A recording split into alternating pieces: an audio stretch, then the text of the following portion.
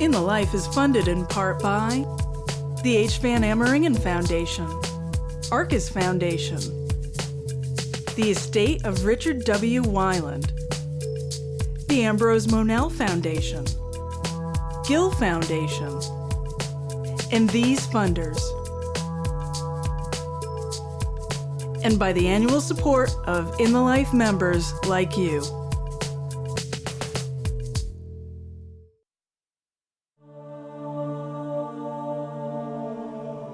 Studies show that youth who are bullied are 5 times more likely to be depressed and to report suicidal thoughts. Approximately every 2 hours in the United States, someone under the age of 25 commits suicide. In 2006 alone, 219 children under the age of 15 took their own lives. Tonight on In the Life, documenting the people and the issues shaping the gay experience. It is a heartbreaking Bullycides, a term recently coined to address a national health crisis of young people taking their own lives as a result of bullying. And later we premiere In the States, a feature that focuses on the struggle for LGBT civil rights at the state level.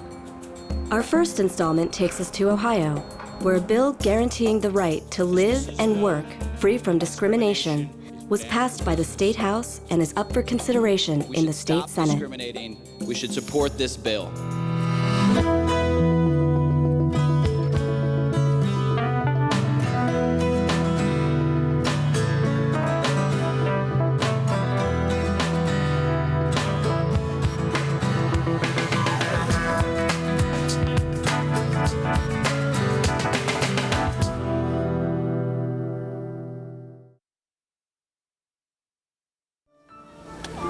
Here comes Eric. He's up by the ski lift in the red. He's coming down. He's doing his pizza shape. And there he is. What's up? The day he killed himself, the main bully went up to him and said, "Why don't you go home and shoot yourself? It's not like anyone would care." And so he did.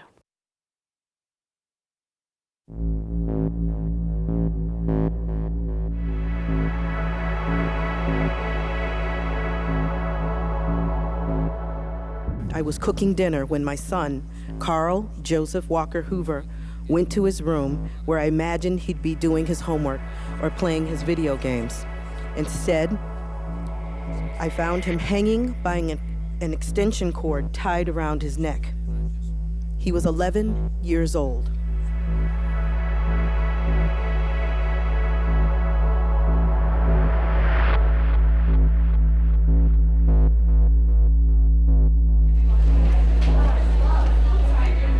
There were problems in high school as far as me being gay.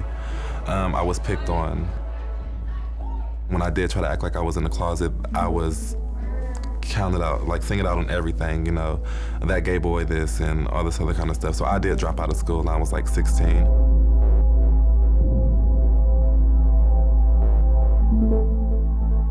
Generally, bullying means that the harassment has to be ongoing, it has to be repeated, it has to be severe, sufficiently severe, so that it has a negative impact on the target.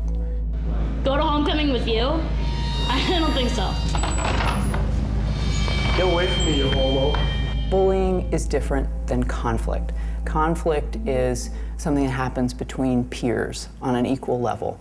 Bullying is an effort by one individual to exert power over another.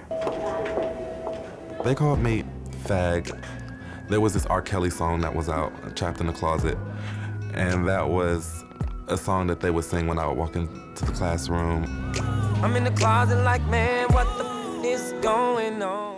I have tried committing suicide one time, and I just realized I just felt like I just didn't fit in anywhere, and there was nowhere to go. Couldn't tell my family, I couldn't talk to anyone because no one knew but me. Kids who are perceived to be LGBT, even if they don't identify as LGBT, those are the kids that are disproportionately impacted by bullying. And ironically, they're the kids that are most neglected.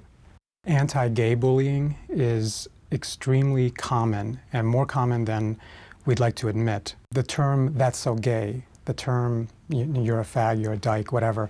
Those kinds of slurs are commonly used in schools around the country. And what I found in training individuals, training adults, is that the bullying so often is based on sex stereotypes. In 2005, we did a study called From Teasing to Torment, and what we found is that students across the country identify as the top 3 reasons that students are bullied: their physical appearance, their actual or perceived sexual orientation, and whether they are traditionally masculine or feminine enough. We have so many students that don't realize that their behavior is bullying behavior. They have grown up in families and been bullied. And so that's what they do. That's how they behave. And so the challenge, I think, for schools is to really get children to realize that their behavior is hurtful. Everything flows from the top.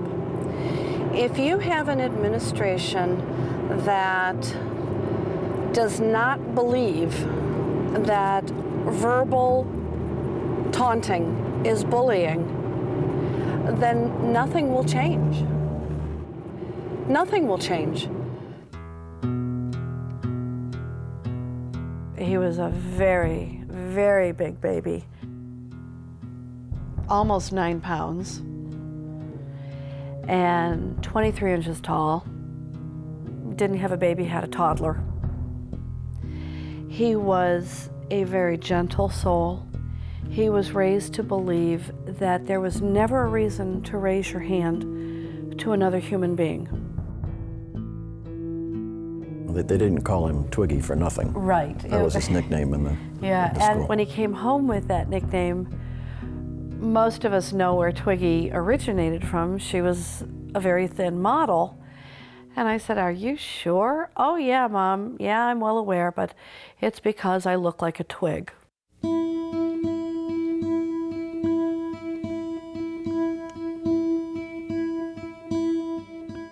Okay, these are some of the pictures from Eric. This was in California, Hollywood. That was his last trip.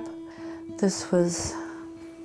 Mentioning someone needs a hug, people would go to him for Twiggy hugs to cheer them up. This slogan up here, "Real men wear pink." His favorite t-shirt was a pink t-shirt that had the slogan, "What are you laughing at? This is your girlfriend's pink shirt." Another one that he really liked was "Tough enough to wear pink."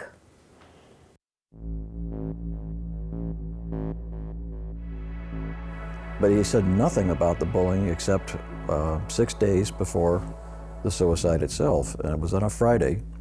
And Janet and I... He came home from work. And he was over the moon. "What's going on?" "Well, the math teacher finally caught the bullies." "Well, wait a minute. What do you mean bullies?" "Well, I've been picked on all year. But the math teacher finally put these guys in their place. It was great, Mom. He really reamed them out." I said to him, "I need to get involved. I need to go to the teacher." "No, it's handled." I talked to him the next Tuesday briefly, and he just said, "Well, they're being snarky again," or some comment like that. But you know, he kind of brushed it off as not really all that significant. It wasn't until the memorial service that we had kids from his classroom come up to us and start telling us, you know, the kind of bullying that he was going through. His ear was flicked. Paper wads were thrown at him. Stuff was shoved into his hoodie. He was shoved into lockers. Poked in the back with pencils. Constant verbal abuse. He was threatened with assault daily. Called faggot, homo, queer, gay. Well, he was ordered to shoot himself by these 2 bullies from that class for at least 2 months from what the students were telling us. I mean, that's how vicious the bullying was. And so he did. There he is. What's up? Awesome. How was it? Never an apology. Never a consequence for the bullies. Yeah, the school knows, but they never gave these students to the day they graduated so much as a detention. The teacher was never spoken to, put on a plan of assistance or anything. It was all swept under the rug. If it's the last thing I do, I want a federal law in place identifying verbal bullying as the crime that it is. I want something in place so that it will lessen the likelihood of somebody else living my life.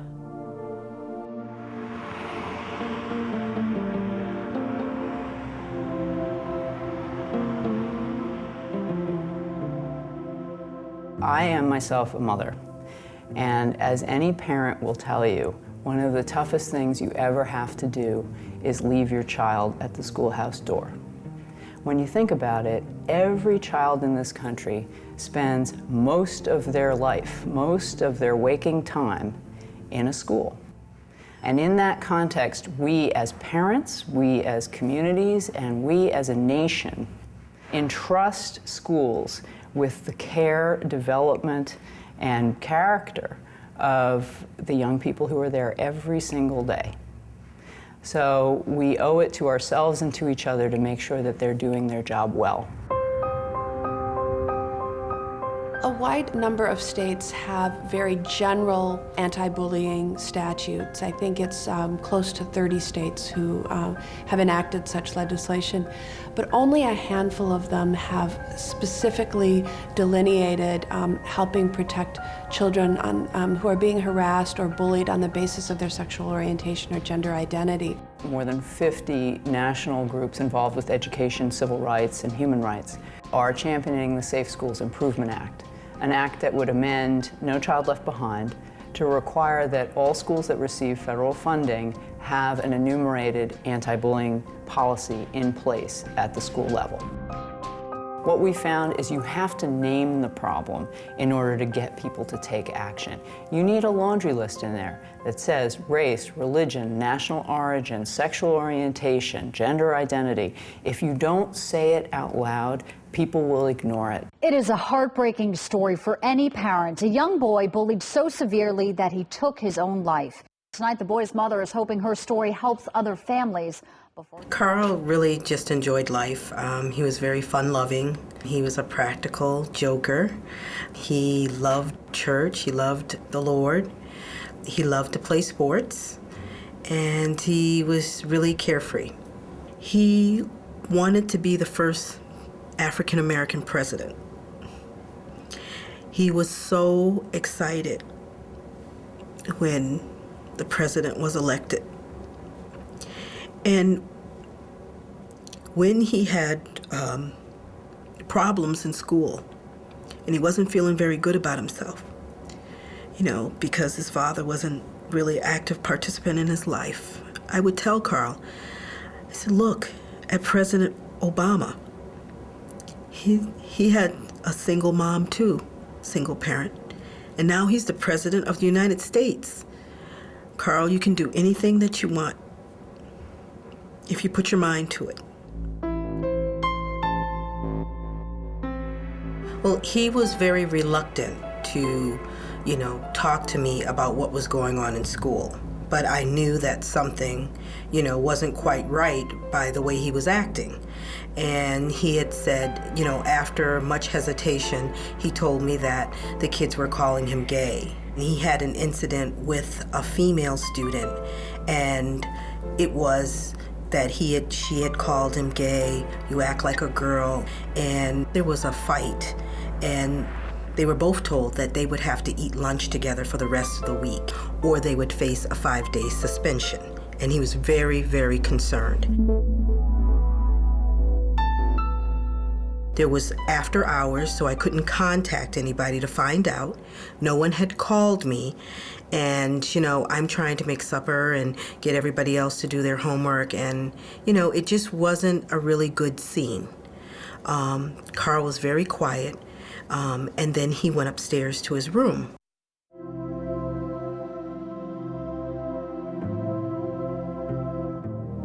And, you know, life hasn't been the same since. He always would give me hugs.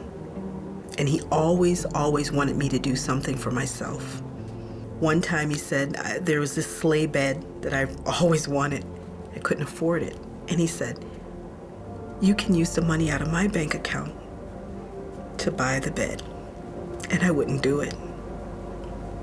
But that's the kind of kid he was. And I miss him so much. And I will for the rest of my life. But I know that we have a lot of work to do. I know that bullying is not a gay issue or a straight issue. It's a safety issue. It's about what kind of learning environment we want our children to have and how far we're willing to go to protect and teach them. I could, stay in my house and cry every day, but I really wanted everyone to know who Carl was. And I wanted people to know my son was not alive because of what happened to him in his environment in school. I could not protect him from the hours of 8 to 3. I hope that more and more people hear these stories and determine that this should be the last child that is ever in this horrible situation. It's up to adults to protect children, and we must take action to do so. I think if more families and people realize that they should not pass judgment on folks, on their lifestyle, but that they should make sure all of our children are safe and that their children could be subjected to bullying, then I think the Safe Schools Improvement Act would pass. Some people believe that this is simply a rite of passage, and that's wrong. It's a national health crisis, and our children are being affected each and every day.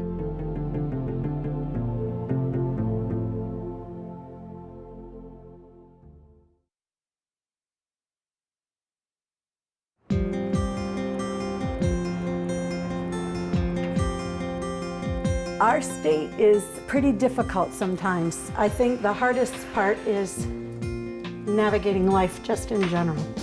I think it's important that people know that I'm gay and that I have children and that I have a life and a job that needs to be protected. This is where I am and this is how I feel and this is the way I like to be. I have a 5-year-old son. He's very proud of me. Make sure no matter where we go, that everybody knows that I'm his dad. Ohio is home to 11 million people. Like other Americans, Ohioans are struggling to work, live, and find the American dream.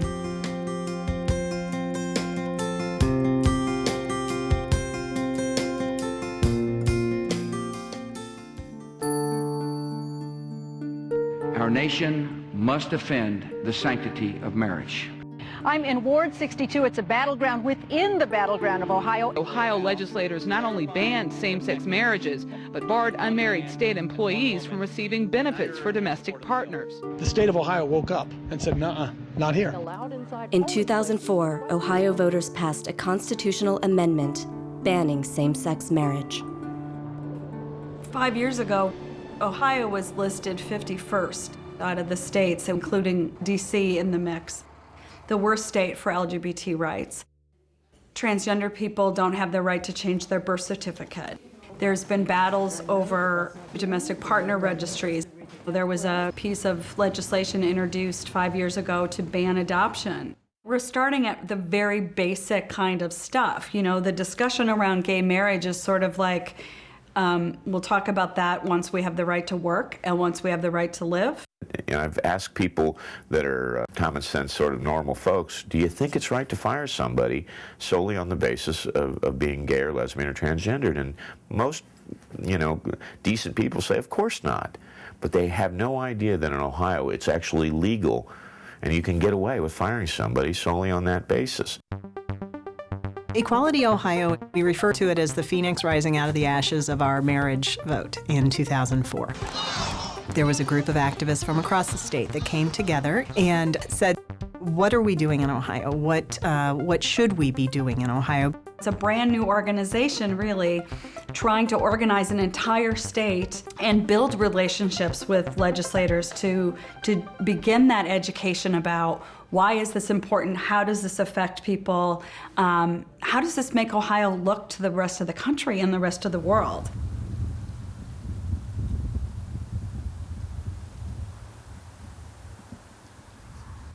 I was a corporate trainer for 9 years, and then I managed some large portrait studios. I thought it would be easier to get a job. I have lots of experience in totally different fields. I have management, behind me and things of that sort. And as soon as I started transitioning, I can't find anything.